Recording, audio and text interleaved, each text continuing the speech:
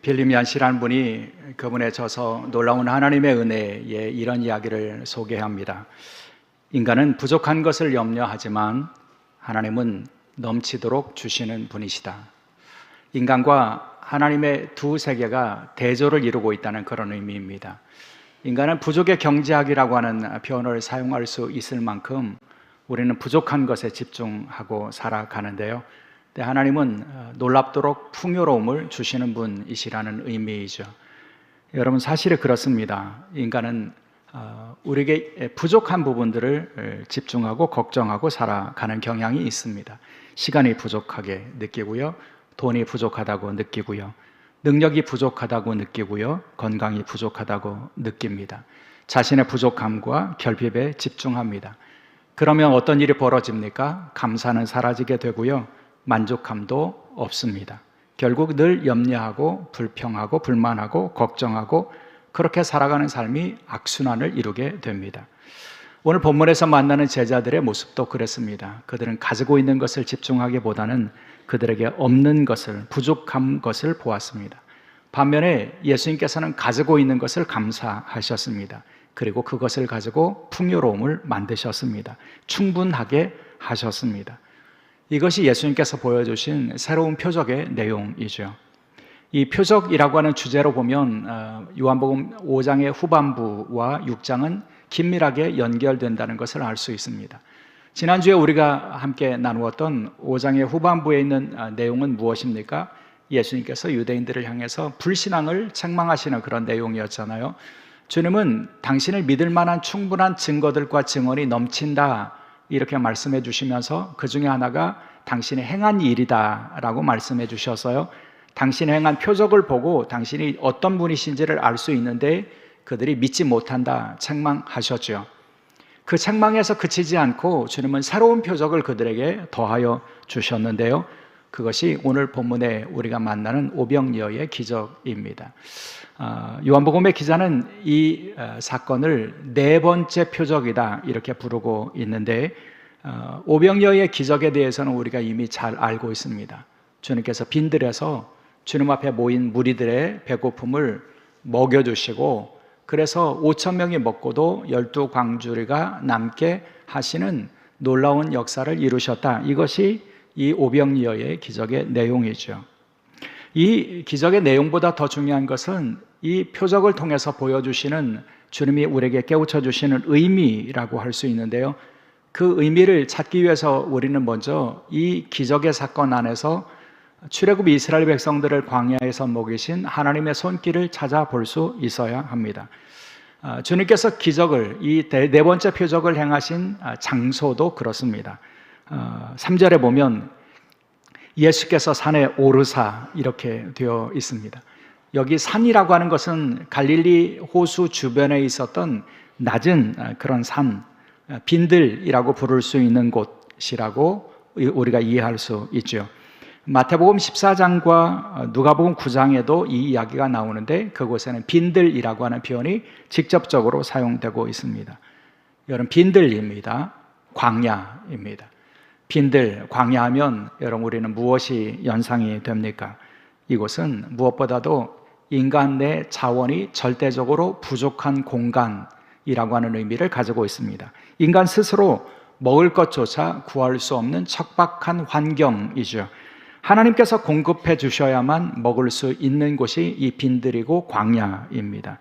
그런데 이 빈들에서 예수님께서 큰 무리를 먹이셨다는 것은 결국 무엇을 우리에게 깨우쳐 주시는 것일까요? 예수님은 하나님의 능력으로 찾아오셔서 하나님의 구원을 이루시는 분이라고 하는 표적이라는 것입니다.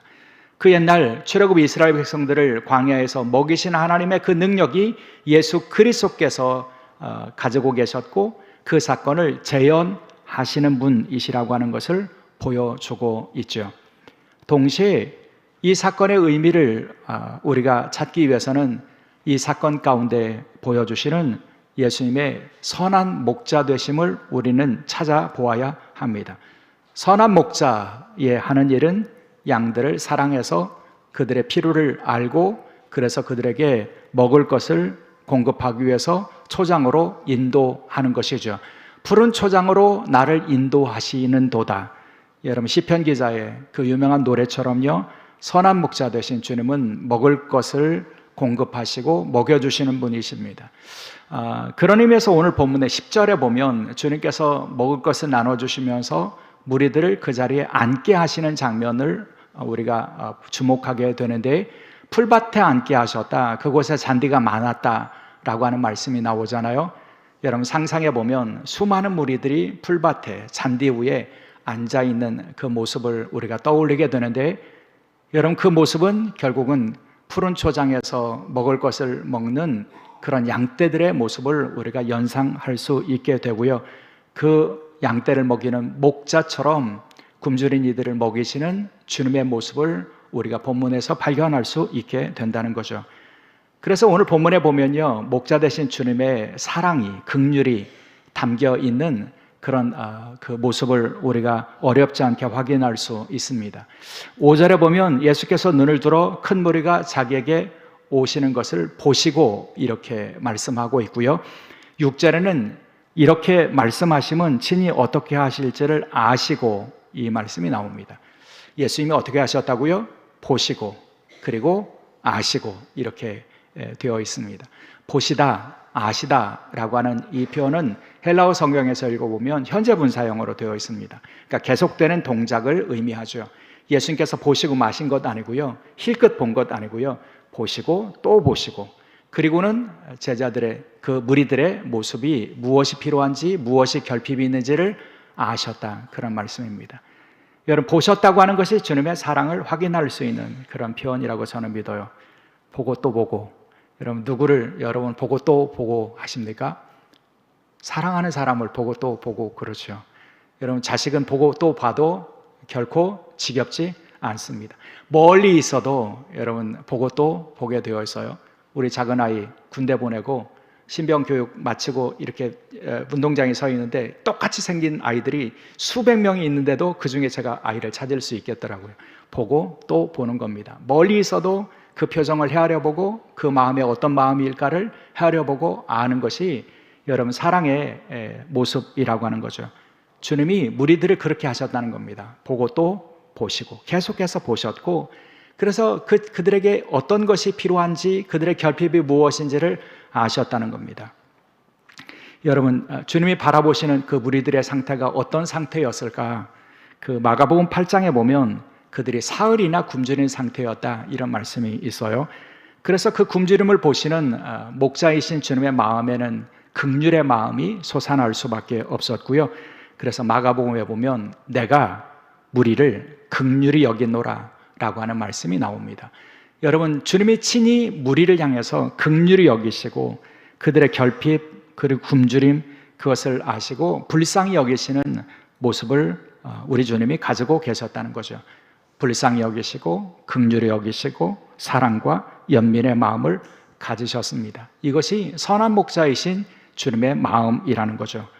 그러니 주님은 그들을 위해서 일하실 수밖에 없지 않겠습니까? 먹이시고 그리고 먹이시고 또 먹이시고 부족함이 없게 먹이시는 거죠.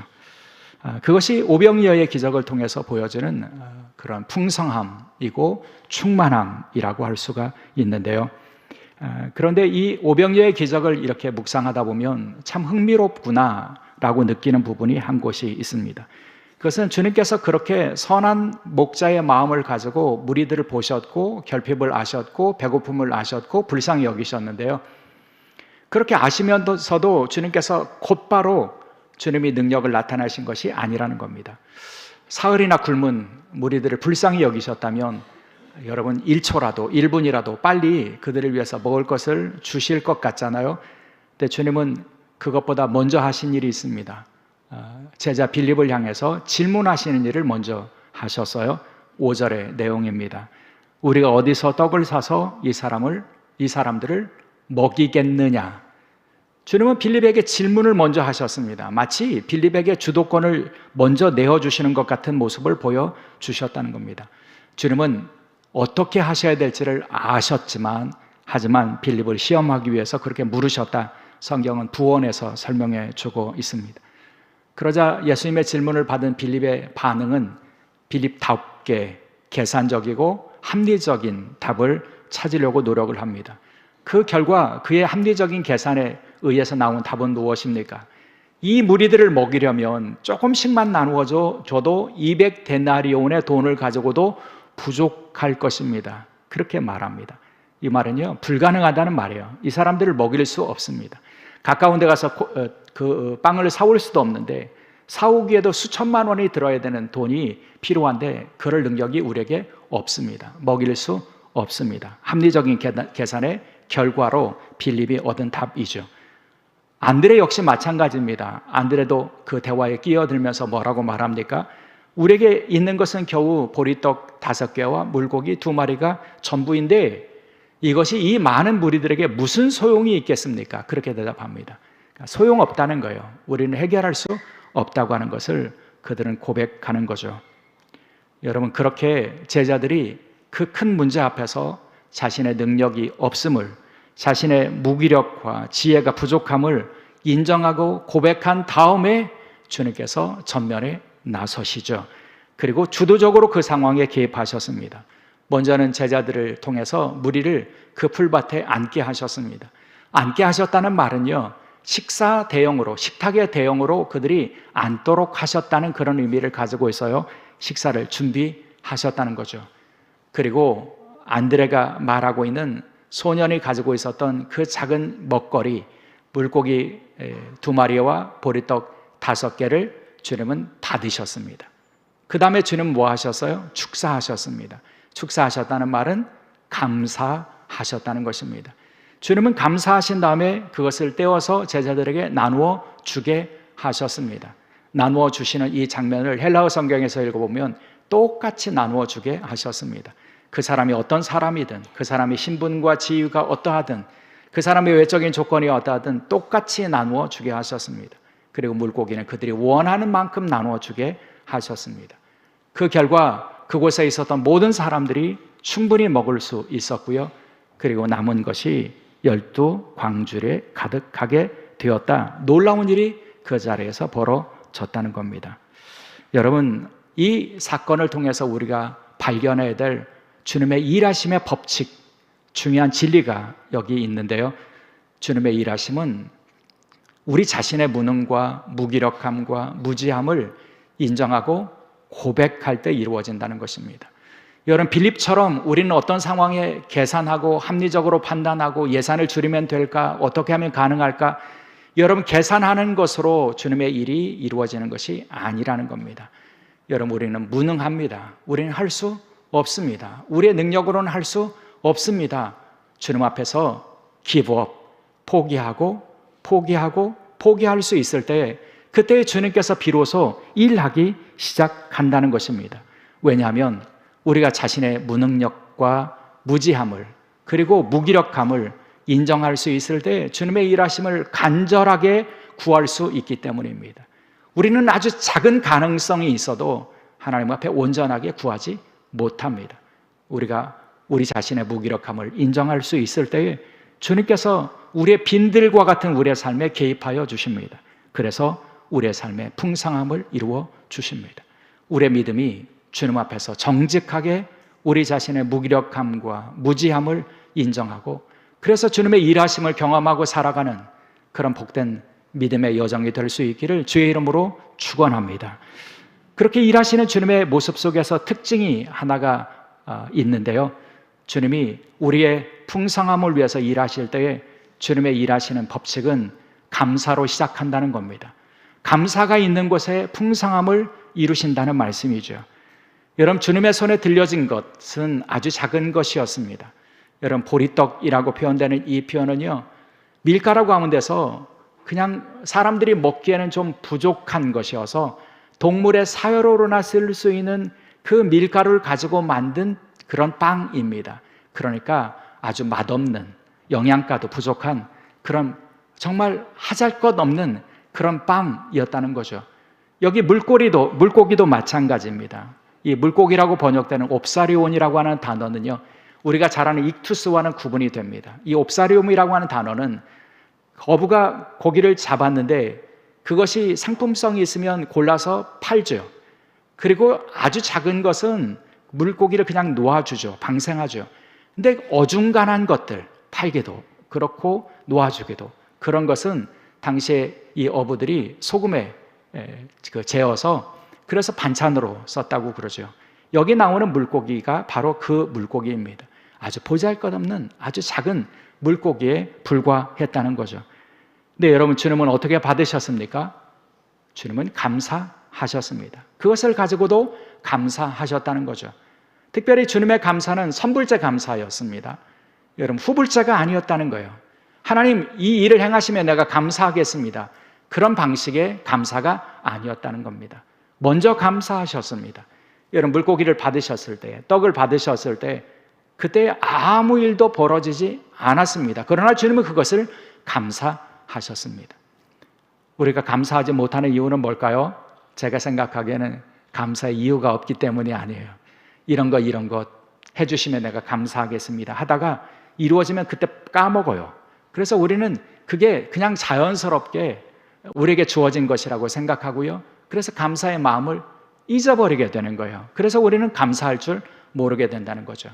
주님은 아주 작은 것을 먼저 감사하셨고요. 감사하신 다음에 나누어 주셨고요.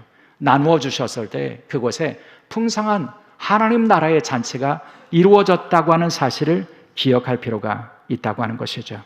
사랑하는 여러분, 여기에서 우리가 발견해야 될 이 기적의 의미가 분명해진다고 저는 믿습니다. 주님은 빈들과 같은 그런 자리에서도 풍성한 잔치를 벌여 주셨는데, 그런데 그 시작에는 감사가 있었다는 거죠. 감사가 있는 곳에 풍성함이 있게 되어 있다는 겁니다. 반대로 감사를 모르면 우리는 아무리 많은 것을 쌓아 놓는다고 할지라도 우리의 공동체의 감사함들을 우리는 잊어버리고 살아갈 수밖에 없다는 거죠. 그런 의미에서 사랑하는 여러분, 주의 일하심을 인정한다면, 우리 교회 공동체 가운데 주님이 일하시고 우리의 가정에서 주님이 일하시고 계시다고 고백한다면, 주님이 우리의 주인이시라고 고백한다면, 우리에게 주어진 아주 작은 것들도 주님이 주신 것이라고 고백하고 감사할 줄 아는 믿음의 사람들이 될 수 있기를 주의 이름으로 축원합니다. 그런데 여러분, 그렇게 풍성한 하나님 나라의 잔치가 이루어진 이 사건에서 우리가 주목하고 싶은 장면은 또 따로 있어요. 여러분, 이 오병이어의 기적은요, 주님께서 배고파하는 사람들에게 먹여주셨습니다. 충분히 먹여주셨고 12광주리가 남았습니다로 끝나지 않아요. 이 오병이어의 이 표적에서 우리가 주목해야 할 장면이 하나가 있는데요, 주님이 제자들에게 주신 명령의 내용입니다. 12절에 이렇게 말씀하시죠. 남은 조각을 거두고 버리는 것이 없게 하라. 그들이 다 배부른 다음에 주님이 주신 명령이에요. 남은 조각을 거두어라. 그래서 버리는 것이 없게 하라. 여러분, 주님 왜 이렇게 명령해 주셨을까요? 아까우셔서요? 절약하라고요? 여러분, 그 남은 조각이 사람들이 내일 먹을 먹거리가 되기를 원하셔서요? 아니죠. 여러분, 주님은요, 이 남은 조각이 필요 없는 분이에요. 필요하다면 또 오병이어의 기적보다 더 큰 역사를 이루실 수 있는 분이시기 때문이죠. 근데 왜 주님은 이 남은 조각을 거두어서 버리는 것이 없게 하라 이렇게 말씀해 주셨을까요? 그것은 주님께서 그 남은 것을 통해서도 주님의 선한 일들을 위하여 사용하기를 원하시는 거예요. 고대 로마의 문화에서 보면요, 주인들이 식탁에서 식사를 하고요, 그러면 남게 되지 않습니까? 그러면 남는 것은 누구의 몫이 되냐면 하인들의 몫이 되는 거예요. 가난한 사람들의 몫이 되는 거예요. 그러니까 그 남은 것을 가지고 가난한 사람들, 낮은 사람들, 그들을 위해서 사용할 수 있기를 주님이 원하시는 거죠. 남은 것이라고 버리지 말라. 그것이 필요한 사람들이 있다. 그들에게 나누어 주라. 그것이 주님께서 원하시는 선한 일이라고 하는 것을 말씀해 주신 겁니다. 데이비드 구직이라고 하는 분이 이 장면을 주석하면서 이런 이야기를 했어요. 주님께서는 모든 것이 선하게 사용되기를 원하신다. 여러분, 남은 것이라고 하찮게 여기거나 남는 것이라고 그냥 버리는 것이 아니라 주님이 주신 것들, 은혜로 베풀어 주신 것들, 그것을 가지고 선한 일들을 사용하기를 원하신다고 하는 말씀이죠. 그렇다면 여러분, 우리의 삶에 우리의 일용할 양식, 그 일용할 건강, 우리에게 필요한 것들을 여러분, 우리가 그것을 다 사용하고 남은 것에 대한 우리는 청지기의 사명이 있다고 하는 것을 인정하고 고백할 필요가 있습니다. 여러분, 우리는 그렇게 청지기의 사명을 감당하면서 우리에게 주신 주님이 주신 은혜의 풍성함을 통해서 주의 선한 일들을 이 땅에 이루어 갈 수 있어야 한다는 거죠. 문제는 우리가 남은 것들까지도 탐욕을 가지고 감사를 잃어버리고 산다는 거예요. 여러분, 우리 시대에 주님께서는 우리에게 풍족한 것을 주셨다고 저는 믿어요. 여러분, 일용할 양식의 문제를 가지고 있는 사람들은 많지 않아요. 그런데 정작 우리에게 더 많은 감사와 기쁨의 찬양이 있는 대신 더 불평이 있고 만족함이 없는 사람들의 외침이 있어요. 더 많이 달라고, 더 많이 있어야 된다고 외치는 사람들의 소리가 높아지고 있어요.